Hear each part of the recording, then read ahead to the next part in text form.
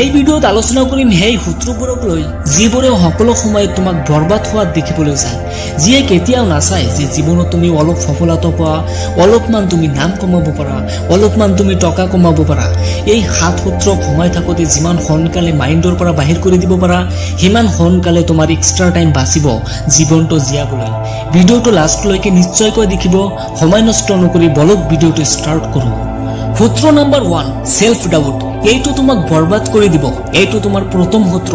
ভাই, তুমি যদি নিজৰ ওপৰত ভৰসা নকৰা না, এই পৃথিৱী তোমাৰ ওপৰত কি বিশ্বাস কৰিব? এইটো কি মই কৰিব পাৰিম? এই ডাউটটো তোৰ টাৰ্গেটক, তোৰ সপন আৰম্ভ হোৱাৰ আগতে শেষ হৈ যায়, যাৰ কাৰণে তুই তোৰ টাৰ্গেটক আৰম্ভ কৰিব পৰা নাই। সেইকাৰণে নিজৰ ওপৰত ডাউট কৰা বন্ধ কৰ। নিজৰ ওপৰত ইমান বিশ্বাস ৰাখ যি নিজৰ কাৰণে ভাবি থৈছা যিকোনো উপায়ে সেইটো পূৰণ কৰিবি।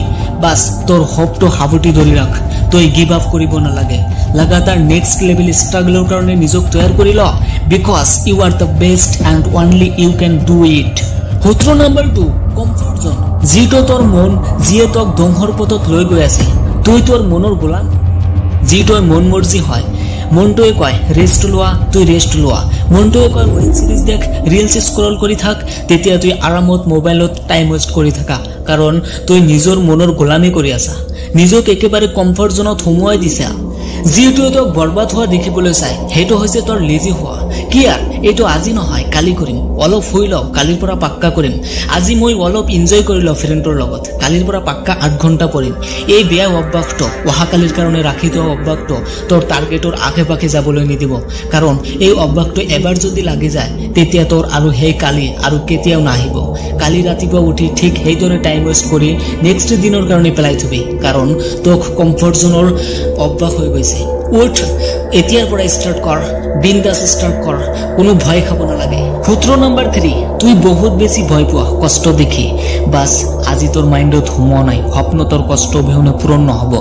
এই দিনটো, এই সময়টো যদি এবাৰ গুচি যায় হাতৰ পৰা, তেতিয়া তই টানি ধৰিও এই সময়টো আৰু কেতিয়াও ৰাখিব নোৱাৰিবি। তেতিয়া তই নিজক কি সঠিক পথত আগুৱাব পাৰিবি?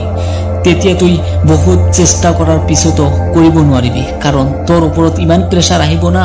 তেতিয়া তুই ভাবিবি যে এইটো মই কি কৰিলো, এতিয়া টাইমো নাই। যদি সেই কামটো আগত কৰিলোহেঁতেন। সেইকাৰণে তুই আজি লেজিনেছৰ পৰা বাহিৰ হোৱা, কালিৰ কাৰণে থোৱা বন্ধ কৰ, আজিৰ টাৰ্গেট আজিয়েই পূৰা কৰ। যেতিয়ালৈকে তোৰ আজিৰ কামটো কমপ্লিটলি শেষ নহয়, তেতিয়ালৈকে যেন তোক টোপনি নধৰে। সূত্ৰ নম্বৰ 4, যিটো তোক বৰবাদ কৰিবলৈ যায়, সেইটো হ'ল তোৰ অসফল হোৱাৰ ভয়। ভাই, তুই কিয় ভয় পাই আছা? তোৰ ভয় পোৱাৰ কাৰণ তই নিজেই, কাৰণ তুই এতিয়া আৰম্ভই কৰা নাই। আৰু যদি তোৰ মাজত সাহস থাকে কিবা ষ্টাৰ্ট কৰাৰ, তোৰ টাৰ্গেটৰ কাৰণে কষ্ট কৰিব পাৰা, তেনেহ'লে ফেইল হ'বলৈ কিয় ভয় পাই আছা? যেতিয়া তুই ষ্টাৰ্ট কৰিবি, তেতিয়া সৰু সুৰা বহুত ভুল হ'ব, আৰু সেইবোৰ ঠিক কৰিবলৈ সাহস ৰাখ।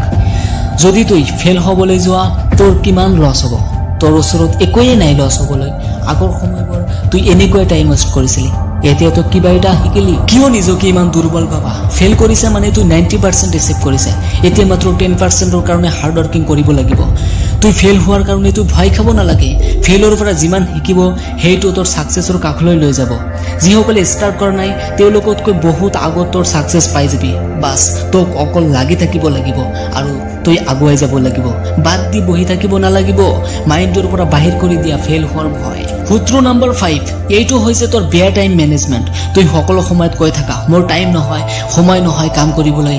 ভাই, টাইম সকলোৰে কাৰণে সমান। এদিনতে সকলোৰে ওচৰত 24 ঘণ্টাই থাকে, ঠিক 21 মিনিট 21 ছেকেণ্ড। এইটো তোৰ ওপৰত নিৰ্ভৰ কৰিব যে তুই ক'ত খৰচ কৰি আছা, কেনেকৈ মেনেজ কৰি আছা। এইটো তোৰ ডিচিপ্লিন, তোৰ টাইম ক'ত খৰচ হৈ আছে, তোক এইটো মূৰত ৰাখিব লাগিব। তোৰ টাইম প্ৰডাক্টিভ কামত খৰচ হৈ আছে নে বেয়া কামত খৰচ হৈ আছে? কোনেও নাহিব তোৰ টাইম মেনেজ কৰিবলৈ, এইটো তোক অকলে কৰিব লাগিব। তুই এনেকুৱা কি কৰি আছা যে নিজৰ কাৰণে টাইমেই নহয়? বাহিৰ কৰ, ৰিল স্ক্ৰল কৰাত গৈ আছে নে বন্ধুসকলৰ লগত আড্ডা দি গৈ আছে? নিজৰ সপন পূৰণ কৰাত টাইম লগোৱা, এদিন নিশ্চয় সফলতাই আহি উপস্থিত হ'ব। সেইটো অকল সময়ৰ অপেক্ষাত ৰৈ আছে। সূত্ৰ নম্বৰ 6, সেইটো হৈছে তোৰ নেগেটিভ থটছ। তুই ইমান বেছি নেগেটিভ ভাবি থাকা, যাৰ কাৰণে তুই সেই জোনত যাবই নোৱাৰা হৈছা, য'ত গৈ তুই নিজক কবি যে মই এইটো কৰিব পাৰিম। তুই সেই জোনত বহি আছা, য'ত তুই বাৰে বাৰে নিজক কৈ আছা যে মই এইটো কেনেকৈ কৰিম, মোৰ দ্বাৰা কেনেকৈ হ'ব, ইমান ডাঙৰ কাম কেনেকৈ কৰিম। এইটো কৈ তুই নিজেই নিজক সৰু দেখুৱাই আছা। নিজকে ইমান বেছি ডিমোটিভেট কৰি লৈছা যে এতিয়া তুই আৰম্ভই কৰিব নোৱাৰা আছা সাকসেসফুল মানুহে কয় যে চাৰিওফালে যিমান পজিটিভ ভাইবছ হিমানেই তোৰ পজিটিভ লাইফ সেইকাৰণে তোৰ নেগেটিভ থিংকিং আঁতৰাই পেলোৱা আৰু তাৰ ঠাইত পজিটিভ থট এড কৰা যিটোৱে তোক সাকসেস হ'বলৈ সহজ কৰি দিব সূত্ৰ নম্বৰ 7 এইটো হল কম্পেৰিজন তুলনা কৰা তুই প্ৰতিটো বস্তুৰ লগত তুলনা কৰি থাকা তুই সকলো সময়ত বেলেগৰ লগত নিজক তুলনা কৰি থাকা তুই কৈ থাকা যে এইটো তেওঁৰ লগত হৈছে মোৰ লগত কিয় হোৱা নাই এইটো মোৰ লগতই কিয় হ'ব লাগে তেওঁৰ লগত কিয় হোৱা নাই তেওঁ মোতকৈ কিয় বেছি মাৰ্ক পালে মই কিয় পোৱা নাই ইয়াত তুলনা কৰিবলৈ আহিছে নেকি তুই নিজৰ লগত তুলনা কৰ তোৰ কম্পেৰিজন আজিৰ দিন আৰু অহা দিনৰ লগত কৰিব লাগিব তুই আজি কি কৰি আছা কালি কি কৰিবি তাৰ মাজত তুলনা কৰ তোক অকল যোৱাকালিতকৈ আজি বেটাৰ হ'ব লাগিব বেলেগৰ লগত তুলনা কৰাৰ কোনো প্ৰয়োজন নাই প্ৰত্যেকজনৰ কেপাচিটি ভাগ্য প্ৰত্যেকজনৰ ষ্ট্ৰাগল প্ৰত্যেকজনৰ পৰিস্থিতি বেলেগ বেলেগ হয় তোৰ মাইণ্ডৰ লাইফ তোৰ টাৰ্গেট এই সকলোবোৰ বেলেগ বেলেগ